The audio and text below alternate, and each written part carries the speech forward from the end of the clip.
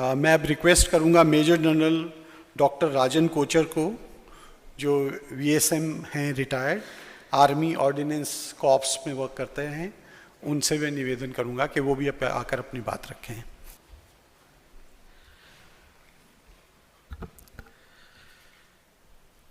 Respected Vice Chancellor, Professor Yogesh ji, Kutiala ji, and eminent people on the dais, the wonderful audience here I have today, the professors and the doctors who are the leaders of the youth of the country. And it's a privilege for me to address you today because you are the people here who are going to make the future leaders of the country. The youth of today, हमारे देश में 65% population 35 साल की उम्र से कम की है, और ये पूरी पॉपुलेशन आपके स्टूडेंट्स हैं, और आप एक बहुत ही इम्पॉर्टेंट कंट्रीब्यूशन दे सकते हैं हमारे देश के लिए। और इसीलिए किताब का एक चैप्टर मैंने इसको लिखा है, कॉम्प्रिहेंसिव डिफेंस सिक्योरिटी के बारे में। आज हमारे देश में एक डिफेंस सिक्योरिटी स्ट्रैटेजी नहीं है, और इसका ड्राफ्ट अभी रक्षा मंत्री के पास है, और मैं उम्मीद रखता हूं कि ऐसी सोच जो किताब में हम देते हैं गवर्नमेंट तक भी पहुंचती है, और गवर्नमेंट ने भी रियलाइज किया है कि एक सिक्योरिटी स्ट्रैटेजी अपने देश के लिए होनी चाहिए। और इसीलिए ये एक ऐसा मंच है जो हमको इस उम्मीद देता है कि ये आने वाले वक्त में ये सिक्योरिटी स्ट्रैटेजी हमारे पास आएगी और हमारा देश और मजबूत होगा। इंडिया, दैट इज भारत,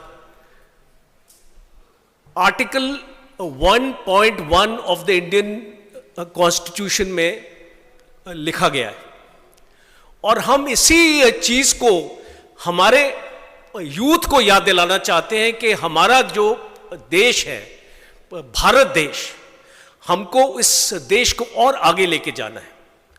और 2018 में मैं रिटायर हुआ था, और मैं Noida institute of engineering technology का डीन रह चुका हूं, और मैं अभी भी उनकी मैनेजमेंट के साथ जुड़ा हुआ हूं, और मैं काफ़ी थिंक टैंक्स के साथ और स्टूडेंट्स को मेंटर करता हूं। और मैं इसीलिए, मेरा मकसद ये है जितने भी हम अपने नौजवानों को मोटिवेट कर सके, हम अपने एक्सपीरियंस के साथ, अपने फौज में मैं 38 साल रहा हूं, और 4 साल नेशनल डिफेंस एकेडमी और Indian military academy, 42 years uniform में रहा हूं मैं। और इसीलिए ये योगदान मैं देना चाहता हूं हमारे यूथ के लिए, और आप जैसे बेहतर लोग नहीं हो सकते इस योगदान को और आगे ले जाने के लिए। और मैं उम्मीद रखता हूं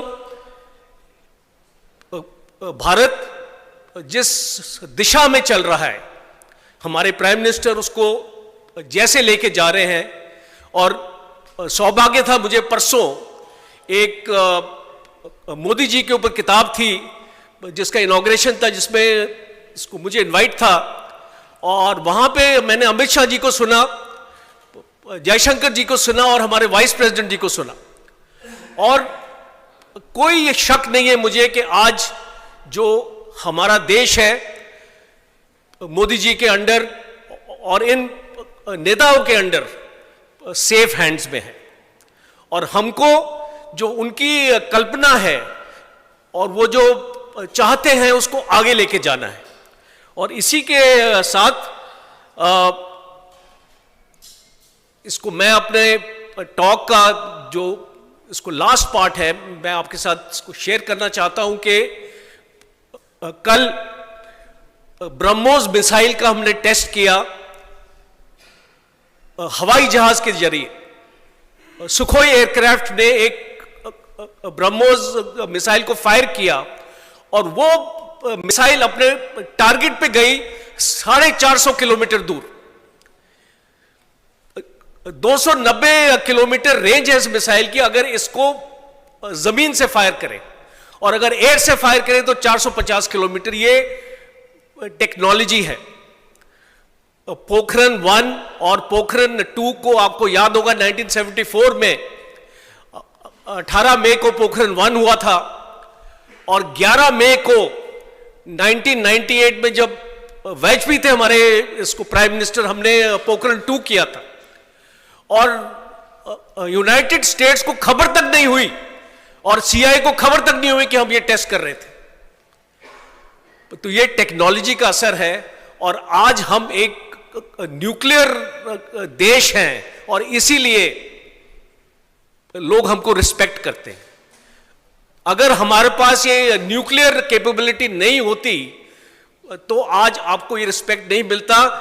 पूरे वर्ल्ड में खाली 9 देश हैं जिनके पास न्यूक्लियर कैपेबिलिटी है और हमारा देश उनमें से एक है।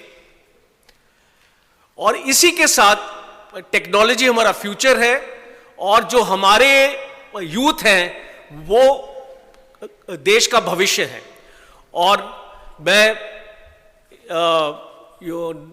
अपने आप को बहुत फॉर्चुनेट समझता हूं कि मौका मिला मुझे आज आप लोगों के बीच में और ऐसे एमिनेंट लोगों के बीच में कि मैं अपने विचार आपको प्रकट कर सकूं। धन्यवाद। जय हिंद।